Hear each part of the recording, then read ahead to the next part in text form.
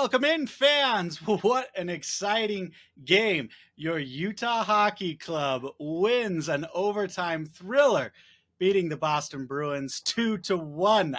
My heart, it's still a thumping. I'm Randon with the Two Line Pass podcast here with Ryan and Dustin. We're going to break it down, give you this post-game show. Ryan, Dustin, how you doing? How excited are we after beating Boston? I'm fantastic. I am mostly completely excited tonight. I love everything almost. We'll talk about your woes later. Ryan, are you excited about Utah Hockey Club? Yes, I am. And as a former drug addict, this is a high I want to keep chasing. Beating the Boston Bruins. This is better than any drug I've ever tried. Yep, inject it in my veins, guys. This one was great. I think, just speaking for myself, I think this was their most complete game yet in almost every facet, with the minor exception of the power play. But our power play was good. We just didn't score anything, but we'll talk about all that. But what a great game. Obviously, Utah Hockey Club playing in its fourth overtime game of the season, now 3-1 in those overtime games. Let's break down the recap. In case you didn't see it, maybe you were with Dustin watching the ineptitude that is currently going on up at Rice-Eccles Stadium. But in case you missed it, here's what happened. In the first period, no goals, but it was an exciting one. Utah, I think, dominated and controlled the first period. Lawson Krause had two incredible opportunities. He had a one-timer from Alex Kerfoot that Swayman made a save. He couldn't get it to go. And then he has a takeaway turnover and another shot that he just couldn't get it to go. Schmaltz fanned on a couple and couldn't get it to go. And we only take one penalty through the first period. So pretty exciting stuff. Ingram plays great. Scoreless after one. And into the second period we go. This is where Boston starts to turn it on and kind of changes the script from Utah domination to Boston playing great. There's Utah gets their first power play opportunity from a Cooley just playing fast, right? He gets into the offensive zone and draws the penalty because of his speed, but we can't convert on it. And then almost immediately after the collapse happens, a bad turnover in our end leads to a 2-on-1 the other way. And what's his name? Cole Kopecky gets it for Boston, and they are up 1-0. And then in the posts, not Utah's friend, Kesselring has an almost sure goal, clanks off the pipe. The light actually went on. The board's saying goal. Everybody in the Delta Center thinks it's a goal, but it is almost immediately waved off, and they review it on the fly, and it clearly does not go past the line. So no goal there. A couple of other just really close opportunities. Another one off the pipe, I believe Schmaltz misses it, and then Swayman absolutely robbing it towards the end. An almost sure goal that Swayman keeps out of the back of the net. I don't know how he did it, but after two, Boston's up by one. Into the third we go.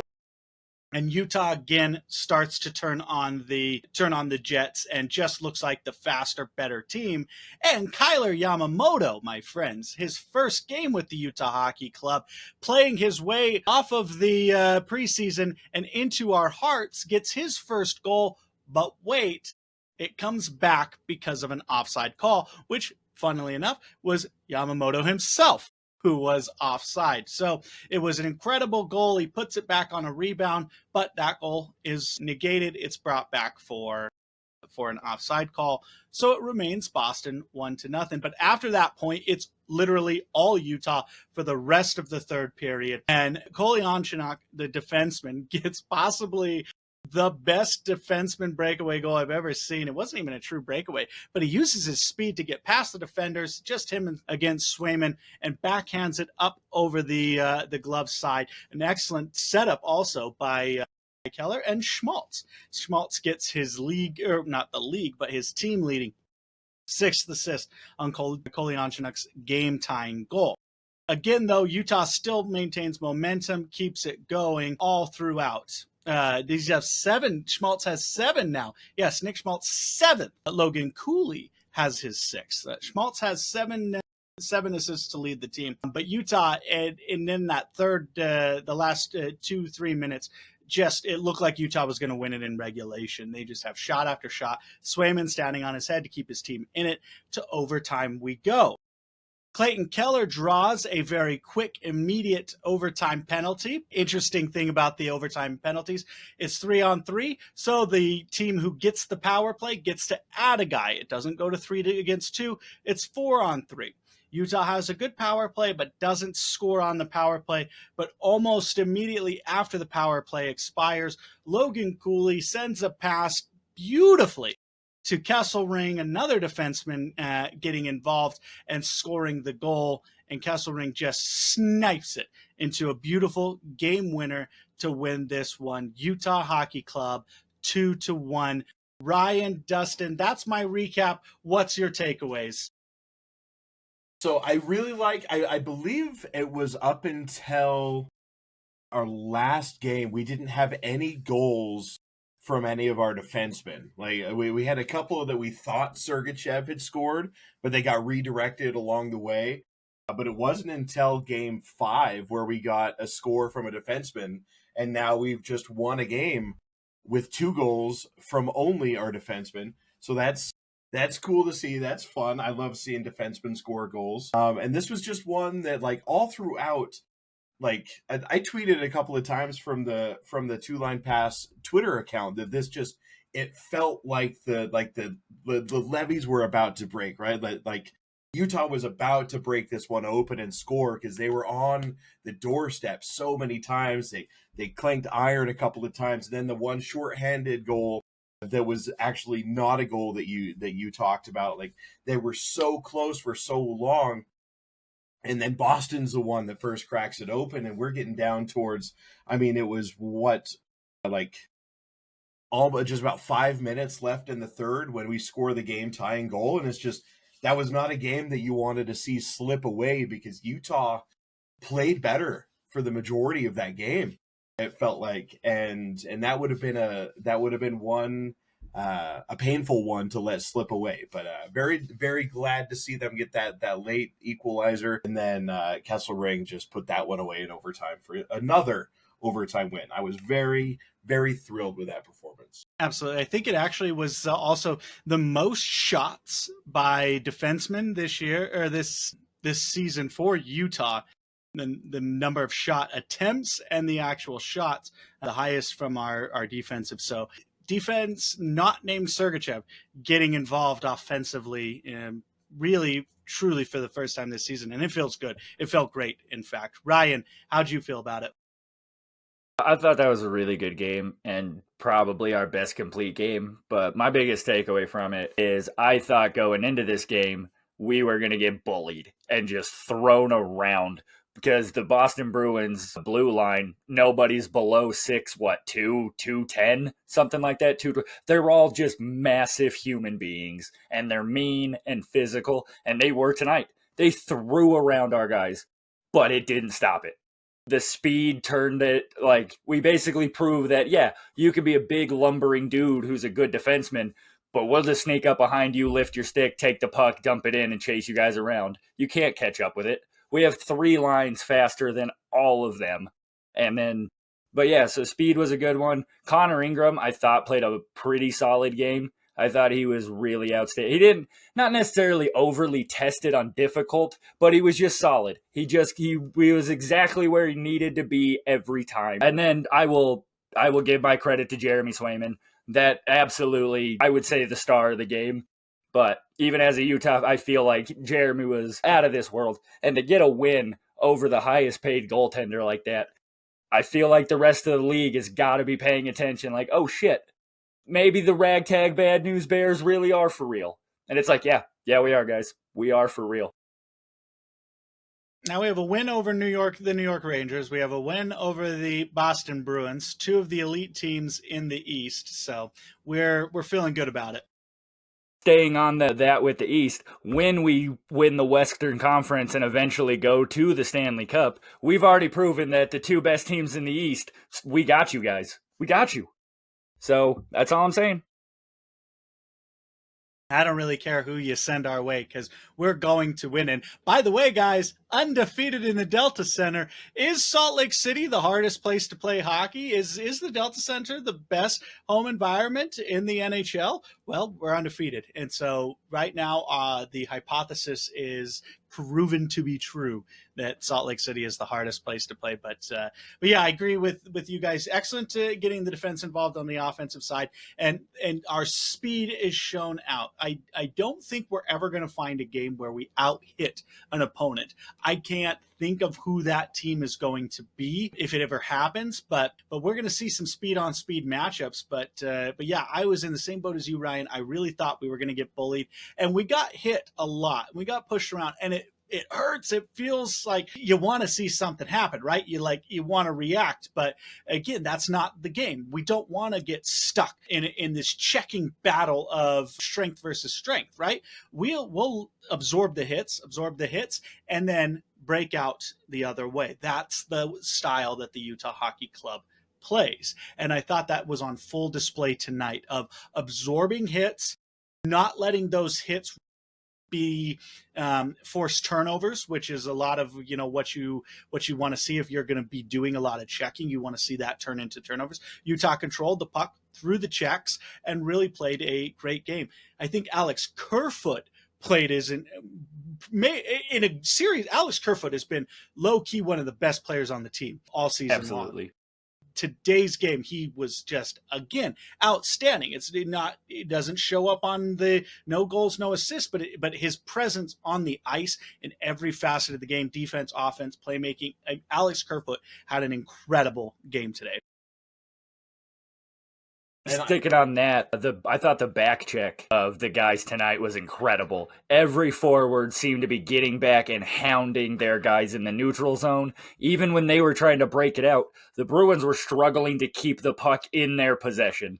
Like that's got to be a key to our win, and Kerfoot is a big key into that. That's like Brandon was saying, he's not going to show up on the score sheet, but the other teams, they know what he's going to do every night, and it's going to be annoying as fuck. No, I talk about him just about every single post game.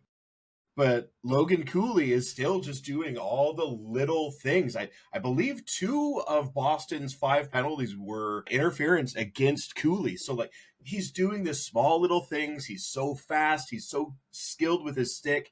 He's drawing penalties. Like he does the small little things that like it's not going to show up in the points stat. It's not going to be anything that we're going to take over unders on with our preseason betting lines. But it's just little small things that win games, and he's doing it every single game. So I feel like I'm a broken record continuing to talk about him, but because it's something that doesn't show up in the box score and the stat sheet, I want it to show up somewhere, so I'm going to make it show up here. The other thing I want to mention is we've also talked in these post games about how Utah needs to play smarter and cleaner and cut down on the penalties. They committed fewer penalties than Boston did tonight, which I believe, when you play a physical team like Boston, that's probably going to happen. But to this point, I believe Utah is still the most penalized team in the NHL. And I don't think there's been a game yet this year where they've committed fewer penalties than the opposing team, but it did tonight. So I like seeing that as well. We absolutely cleaned up some of those penalties. Still a couple of the stick penalties that you don't like, but like you said, Logan Cooley has just been incredible. One of the fastest guys on the ice consistently. He's playing with so much heart in terms of his ability to change and redirect the play. You wouldn't, if you were new to the game, even not new to the game, but you think of Logan Cooley, right? You think of this up and coming offensive powerhouse. That's probably what your first impression of Logan Cooley is from what the national media might have said. But his aggressive, hounding defensive style, his ability to poke check and enforce takeaways and turnovers, that's not something that really I don't think they would focus on in the national media, but we do because he's so good at it. And play that broken record, Dustin, because he is so good. We deserve to talk about it every single time. He got his 6th assist, and it's only a matter of time before he breaks in on the in the goal category because he's getting so close and his speed is going to give him those chances. So it's going to be a race between him and Schmaltz. They're both playmakers and assist getters, but who's going to get that first goal? And it's probably going to be Logan Cooley. I think he's got a better finish. And Schmaltz right now is absolutely looking past first. I think he needs to get that out of his head. He had some almost close opportunities, but yeah, really, really good game. Like you said, very disciplined. Only 3 penalties is fantastic. Power play gets skunked 0 for 4, but penalty kills they had this. That was their 9th consecutive after the third kill. I believe that was their 8th or 9th penalty kill in a row without allowing. So we talked about how they had 80% on the PK, which was good but not great statistically. Even though the team's PK looks good always, they just commit too many penalties and they're going to give up the goal. But they should be up into the to the high 80s, low 90s now statistically with that. So you're going to be, I would not be surprised if they are up there sooner than later in terms of the league lead, especially if they can keep it to 2 or 3 penalties a game. And I will say, I can see why Boston is the most penalized in terms of not minutes, because that was Utah has the most minutes, but Boston has the most minors. And there was probably 6 whistles that could have been called on Boston that they didn't. 2, slew-footing Connor Ingram, which still, that's like Connor Ingram keeps getting hit and poked and everything, and nobody's doing a single thing about it. Utah Hockey Club, you need to start standing up. I know it's a very important moment in the game with only a minute left to play, and you don't want to start that fight, but still, you cannot let Connor Ingram get slew foot, get chipped, get poked like that without retaliation, because then people are going to really start teeing up on him, knowing that nothing's going to happen because the refs let it go. The refs let it go. And that's unfortunately when a little bit of frontier justice comes in. So I think the refs were lucky that it was that late in the game because they really swallowed their whistles. And I think a couple of them were obvious that they should not have swallowed those whistles. I think the game was rather inconsistently called, and it could have been a lot worse in terms of the number of penalties called. Yeah, that last 5 minutes, the refs basically just threw the whistles down and was like, let them play. Just let them play it out. But this is one thing that with Spicy Tuna out of the lineup, other guys are going to have to step up and be that protect. Like, we have no problem defending Cooley when he gets checked. We have no problem stepping in for Keller when he gets hit. Why is nobody going to back up the guy who's winning game? Like, he's defending. Like, what's Ingram going to do? Like, he can't do anything. And if the refs aren't going to call it, hits it like Jack McBain looking at you, or Lawson Krause. You're 6'4" and like 212 pounds. Fucking punch somebody, dude. Fucking hit somebody. Do something. Like, come on, man. Like we're the meme that the guy with the stick where he's poking something. Come on, do something. Yeah.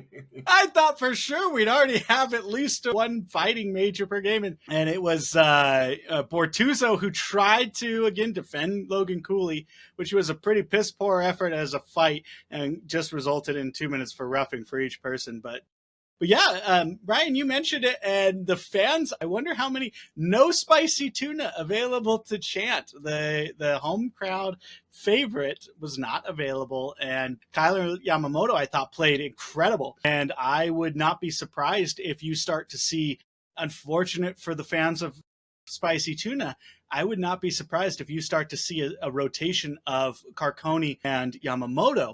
And Liam O'Brien maybe only comes in when we've got a bone to pick with somebody, right? And then he really is only there to fight, because Carcone and Yamamoto are both just purely better skaters and better players. Not saying Liam O'Brien is bad, but I thought Kyler Yamamoto played so well in the preseason, and he earned his spot on the team through that. He was on a PTO, and he absolutely earned his roster spot.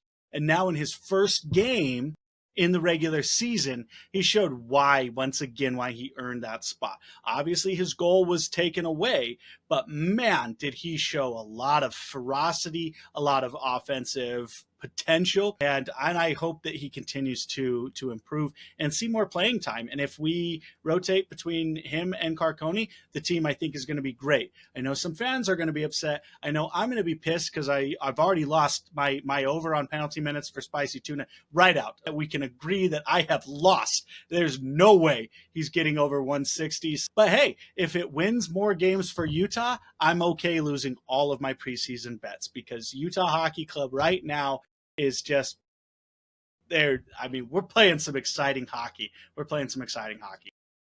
Big shout out to Bertuzzo coming in since Durzee's been out and just absolutely being a stud defenseman. Like, he's always been, a pretty solid defenseman, but he's come in and really given himself a reason to stay. Like, I thought he was great tonight. Sure, the little hug, him and the Bruins, I don't care about that. But he was out, he blocked shots. He's great in his own zone and getting the puck moving. And he's a big body who checks people. And that is one thing I really do think this team is going to need at some point, because you can't win a Stanley Cup if you don't have at least a couple dudes who are just running people over. Like, you know what I mean? You need that physical presence, and we really just don't have it. And speed is good, and we proved we can win with speed, but eventually it'll get tired, you get beat down. But I do like the addition of Bertuzzo, and just all the guys in general tonight played really well. And yeah, that's my final thought. I like it. Dustin, any final thoughts about today's 2-1 overtime victory over the Bruins? No, I think we've covered it all. I think we hit on all the important notes. We brought this one home nicely. Yes, I agree. So just also a little recap, the implications of this game. So Utah now moves to 9 points, one back from Central Division leading Dallas Stars. We have now the Dallas Stars have caught up with us, so we've each got 6 games played.